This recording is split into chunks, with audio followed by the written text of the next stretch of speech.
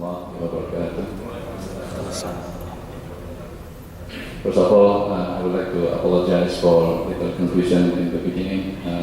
The organizer did not inform us about the change of the room. It was scheduled in the Maryland 1-2 in technology, supposed to be over here. So that's the first. The second, I apologize for the delay. We have to, some of us need more time to make coffee to get ready. But anyway, without further ado, we are very fortunate to have two entrepreneurs that have their own businesses join with us today. In the pamphlet, it's supposed to be Irwan Tantu for the first speaker and Daniel Suryatama for the second speaker, but unfortunately, Mr. or Dr. Daniel Suryatama unable to attend. And in fact, it is a blessing in disguise. We have not just replacement, it is being upgraded with a new presenter. So, in fact,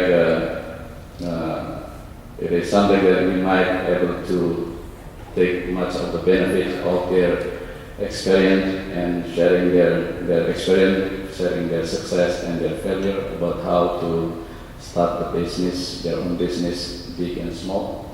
Without further ado, I would like to introduce for the first speaker, which is Irwan Tantu. Irwan Tantu resides in Fringewood, Texas, a small town in southeast of Houston. He lived with his wife, Hera, and blessed with 3 children. Only one. His children is Ishraki, 20 years old, now served in US Navy in Italy. Ashraf, 14 years old, Nada, and 11 years old. Irwan started his career in USA in 1996 in the research and development of oil and gas data use before the business center was sold to Weatherford, where he was the research and development manager of the divisions. He continues his career with Siemens Postal Automations in 2006 and returning back to Houston in 2009 to focus on his own company built in 2006. Irwan, with his partner, founded TQ Solutions Incorporated and later became TQ Automations LLC, focusing in oil and gas digital field. At the end of 2014, TQ Automation invested fund to a Silicon Valley company, namely Wireless Stars Incorporated, that focused on the mobile applications for marketing and location finder. He is now holding the position as Chief of Operation of Wireless Stars Incorporated. In a personal and social life, Irwan served in a few organizations, serving 7 years in Board of Trustee of Iman Academy with 900 plus students and over 20 million assets, and now serving as a Majlis Shura in the organization. He also served in Muslim American Society in Board of Directors as the Youth Coordinator in Houston in the last few terms. Irwan is also Scoutmaster for the Troop 713 with 55 Scouts. He served in the independent school districts as a member of Financial Committee. At last, Irwan loves camping, and spending over 20 nights a year in camping. Without further ado, please. Bismillahirrahmanirrahim. Alhamdulillah Rabbil Alamin. Wassalatu wassalamu ala asrafil anbiya'i wal mursalin wa ala alihi wa sahbihi ajma'in. Raditu billahi rabba wa bil islam dina wa bi Muhammadin sallallahu alaihi wasallam nabiyyan wa rasulah. Rabbi ishrah li sadri wa yassir li amri wa hlul 'uqdatan min lisani yafqahu qawli. Assalamualaikum warahmatullahi wabarakatuh. At first, I was surprised that the title said that it's in Bahasa, because my thought is that if you want to do business here, let's discuss it in English, because you're going to do all the business are in English. So when my young brother here told me that he's going to do everything in English. I said, good, because we're going to need to do it in English, because you're not going to do the business in the US with Bahasa Indonesia. That's for sure. So I'm taking this presentation, just a little bit presentation, as what we want to have more interactive communication, sharing our failures, because out of the one success, there are 1,000 failures that we experience. And the experience of failures might be a lot better for us to tell you about, so that you can avoid from doing it. And I chose this presentation from my brother, beloved brothers in Silicon Valley. His name is Dr. Muhammad Ali. He is one of the, used to be the senior researcher for Yahoo, and now he owns a company. He is the CEO of a company in Silicon Valley called Zelos Incorporated, focusing on the mobile apps and retail application. And alhamdulillah, he's one of my mentor and my idols in this matters, because mashallah he's Hafiz of Quran, he has a PhD, and he's very active as an imam in Silicon Valley Misg. So without further ado, I choose this one, the one that we had last year when I presented with him, Barakah in the $1 billion journey. And I'm going to talk short about this one. Entrepreneurship is always a key, a successful one, always change the world. As I talked to some of the brothers last night, is that people that inventing something, do the entrepreneurship, their aim should be changing the culture or implementing a culture, a new culture to the society. We as a Muslim, this is exactly what Rasulullah do, right? Rahmatan lil alamin is not rahmatan lil muslimin. So look at those guys, other than the Muslim, they do exactly what the Sunnah of Rasulullah do. Right? I saw you some pictures of the people, Yahoo and all these people. Now, entrepreneurship is power. Why? We have to look at it this way. That it's a power because you turn an idea into something to do. In Islam, we said from the qalb to the amal, which is the actions. This is what we always mention. So it's amal, it doesn't mean that it has to be free. It can be profitable to you, but at the same time, you're serving Allah subhanahu wa ta'ala. So I spent about 20 years, almost 20 years of my time in research and development for big companies. I was making money for big companies. It's a joy to see one of your creations used somewhere in Timbuktu. And people in Timbuktu, man, I know the password is E1. And you have to mention, mashallah, it's really good. Somebody's using in Timbuktu, using my stuff that I didn't know about. It is something joyful to do. And you just hope, you just pray that this thing that you did is helping people to get closer to Allah subhanahu wa ta'ala by producing some more oil, in this case it's mine, right? And it's also affecting people. Why it's affecting people in entrepreneurship? I mean, last year we had a company gathering, and I invited my employees and my friends to come to the company gatherings. There's about probably 100 people. And our employees came in with their mom, their dad, their kids. They're just all joyful. And you sit down and watch and say, subhanAllah, there are so many people that are affected on this. And we hope that their prayer, one of their prayer is for the success of all of us in here and the day after. So this is the joyful stuff, that opportunity for us to affect people's lives. Independence. You won't believe what the independence that you have when you work for your own. It's always great to be able to have lunch with your wife every single day, able to take your kids from school to school, able to do something with your kids at 2 o'clock in the afternoon, or go to your kids' school at lunchtime and have lunch with them. It's something that is not common in the US culture. Or taking your kids somewhere else and do something. It is really wonderful to do. But for the independence, it requires a lot of sacrifice as well. Right? So now creating the jobs for supporting family, as I already mentioned to you. And then the second one, this is my last slide, inshallah, and then we'll continue with to our younger brother Rama, to explain to you about what things that he has done in a successful way, and also what he fails, and I'll add into that what we have experienced as well, inshallah. So we have heard a lot of things the last couple of days about how Islamophobia. The reason why the Islamophobes are there, because we are weak. We are weak financially, and we are too dependent on, we are a slave of other organizations, other big organizations.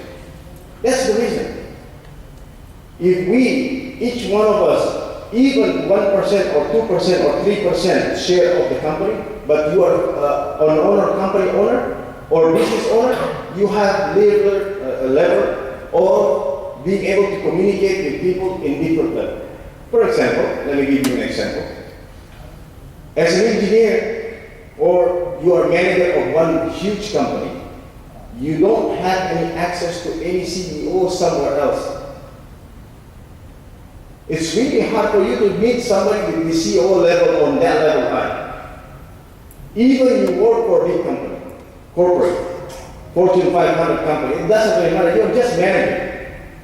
But listen to this, if you're a business owner or CEO of $500,000 company, people look at you as a title. They said, oh yes, you can go to enter to be any convention of all the business owners and meet some CEOs from somewhere else. It's really easy.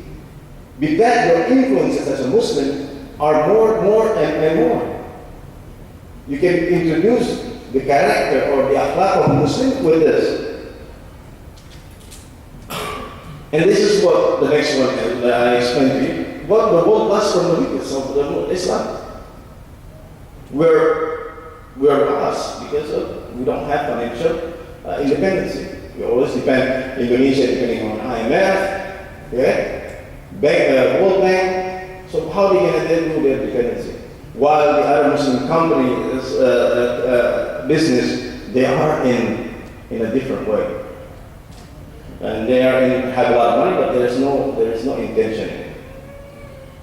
And we all know that capitalism is basically destroying the world because everybody is thinking about themselves. This is something that we always talk to my partner, is that our aim, our intention, it is not to be rich. Our intention is to make a difference in the world. Rich can be done. And one time, I'm going to tell you a small story from one of the Imam, one time telling the story. He came to one city and he said, define me what sabr is. Sabr, patient. So the people said, easier. Sabr means, if Allah didn't give me anything, I said, Alhamdulillah, I'm sabr. When Allah SWT gave me something, I said, Alhamdulillah, and I take it. The same said, MashaAllah, it's a good answer. It's the same mind of our dogs in our city. And people said, yes, why do you make us the same as the dog? I said, don't. Is that what the animal do? Animals do the same thing. If Allah gives them something, He didn't give them something, they say Alhamdulillah. And Allah gave them something, they said Alhamdulillah also, and then they eat it. Right? That's how the animal do. The definition of sabr, when Allah SWT didn't give you anything, you say Alhamdulillah. When Allah SWT gives you something, you say Alhamdulillah, and then you look around you who needs the most, more than you, and you share it first, and then the rest of it you take it. That's what sabr is. Definition of sabr. So, this is what we need to do. This is one of the responsibilities for us. Basically, what I want to say is that how we can start a business and so on. Again, I'm closing with one note. When you are doing business, define your intention. In Hadith, Rasulullah said, "Inna al-amalu bin-niyyat." Everything starts with intention. Start with intention. You look at all the most famous or successful businessmen or entrepreneur, they all have intention. You know, I heard one of the oracle, every morning he wake up, in the dorm room, he has a mirror in front of his door and behind his door, and he told himself, I'm going to be successful. I'm going to change the world. He keep on saying that. I'm going to change the world. Every morning he wake up doing that. For us as a Muslim, other than this, in the morning he said, Raditu billahi rabba wa bil Islam dina wa bi Muhammadin sallallahu alayhi wa sallam nabiyyan wa rasulah. I satisfy with Allah subhanahu wa ta'ala whatever they give me. That's my intention. I satisfy with everything what they give me.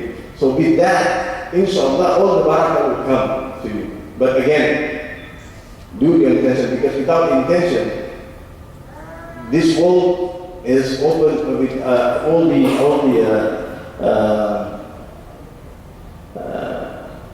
fitan of this dunya. In the surah of the Al-Imran, it says, زين للناس حب الشهوات من النساء والبنين والقناطير المقنطرة من الذهب والفضة والخيل المسومة والأنعام والحرث ذلك متاع الحياة الدنيا. All of those, the nafs of the human being are all the women, their parents, their kids, and their gold, their everything. And Allah SWT mentioned that this is only the trial of this dunya. And Allah SWT mentioned, I'm closing this again, Kul a'unabbi'ukum bi khairin min. So focus on that, inshallah, and Allah SWT make us among people that learn from each other and learn from our mistakes and do the best and follow each other, follow the step of Rasulullah and the Quran of the command of Allah subhanahu wa ta'ala. I think everybody knows that whenever we spend the money for this Muktamar, you can imagine if you go to anywhere for 4 days, food, including food, hotel, so on, it will not be enough with the money that you spend. So how the committee to compensate that money? By what? Fundraising. We can imagine if we have 10 interpreters that's from the Imsa, maybe in the next 5 years, we will have free Muktamar. Inshallah. Okay, jazakallah khair. Assalamualaikum. Assalamualaikum. My name is Oscar Zaki from Washington DC. I was at the convention held by the Department of Commerce last month. This is a White House initiative to improve the quality of life for Asian, American, and Pacific Islander. This is the second year event. So the idea is the White House see that the community of Asian American and Pacific Islander is a great community. And most of us have maybe education or business background and all that. So they want to increase the participation, especially for this community in helping the economy. Some of the challenges that they mentioned is that how to make existing business continuous. An example given, like for example, let's say a first generation Asian American come to US, have a business, and it happens in some of our community. For example, Kang Uyung have a towing company, and somebody else have a store or something, travel agent or something, and then the children may not want to do the business that the parent do. You know, the children, I don't want to do towing business, I just want to do IT, for example. How can we continue that the the business that the parents own keep running. Otherwise, it will never go down to the community if you're doing it only for yourself. So that's one thing. So and the other thing is lack of mentorship. A lot of business owners, they try to figure out themselves. Now this initiative was there to provide mentorship, and because it's only in their second year, they only do it in DC, but the idea is to propagate the message that's coming from this convention to smaller community, to Indonesian American, to Korean, and a lot of the official from the state, from the Department of Commerce, Chinese, Japanese, Korean. Where are the Indonesians? I'm a Star Trek fan, to boldly go where no Indonesian has gone before. So we need more people, and a lot of them have experience in businesses before. So that's why mentorship is missing, and maybe we need to invite, and especially in session like this, we need to learn from people that just not from our faith, but they are successful in business, because business principles, some of them are the same. In fact, I was learning from Dr. Mirza, who is part of Triple IT. He is one of the founder of Adan Center also. And he mentioned that a lot of Muslims, they want to do business with Muslims. But in his case, when he's doing business with Muslims, 80% of them are, crooks. The Muslim people.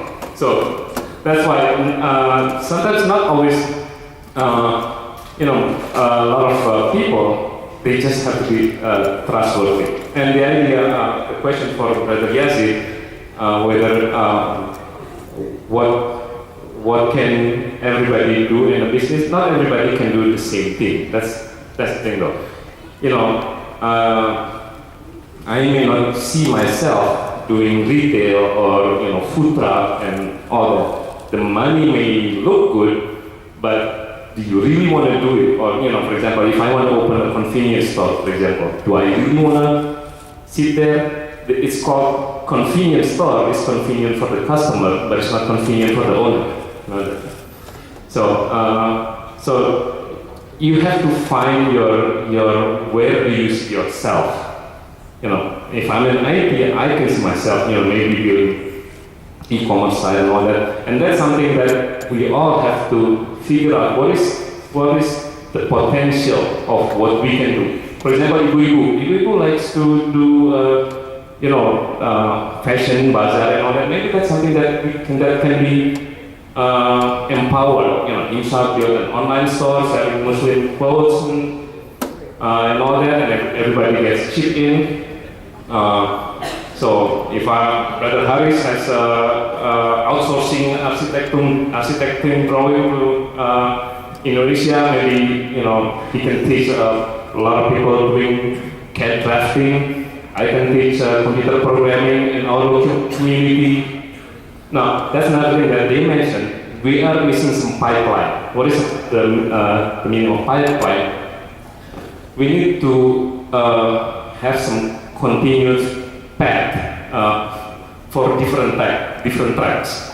For example, if Mas Nur works at the university, Mas Doni and some other works at the university, you need to have some other Indonesian people follow your track. So a few years down the road, we have more professors like you. If I'm in IT, I need to have some interns working with me in IT. Haris has some architects working with him in IT. So then our pipeline grow bigger. That's how we expand the pipeline. Otherwise, we're just one person running at a time. There's no backup. There's no pipeline. It doesn't grow. Last question: how much do you put on charity from your business income? Thank you. The first one is there's no. I mean, it's just comments. I mean, I cannot answer anything. Yes, anything that they have in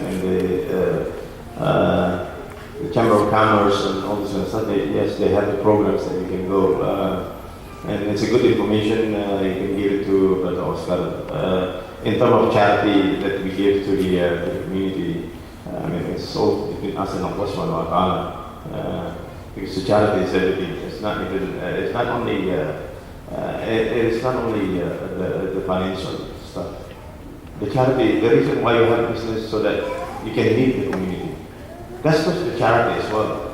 I mean, being involved in the Boy Scout, being involved in the masjid. The reason why you can do that because you work for yourself.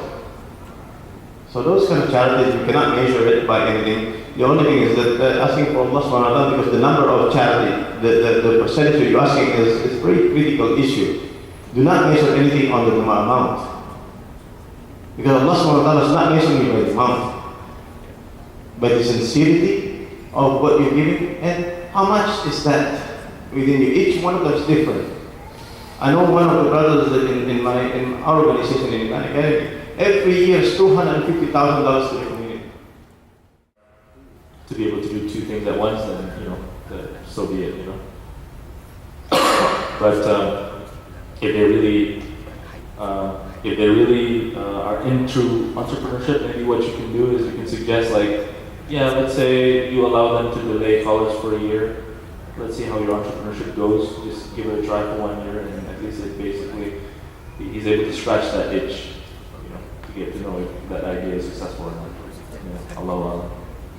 So, answering that, about 4 years ago, my oldest son, the one in the US, came to me and he said, "Dad, I want to start a business, printing. I do the T-shirt printing." And I said, "Good. How are you going to do it?" And he said, "I'm going to receive order, make the design, receive order, and then I order from the internet."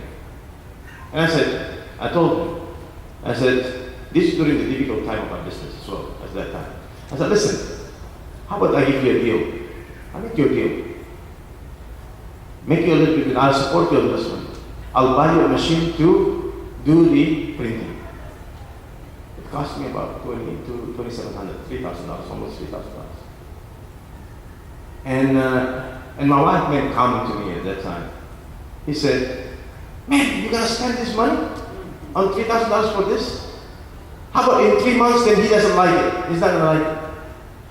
I said, "If you send them to college, to university, 3 credit hours is costing how much? 4,500. Right? Is it?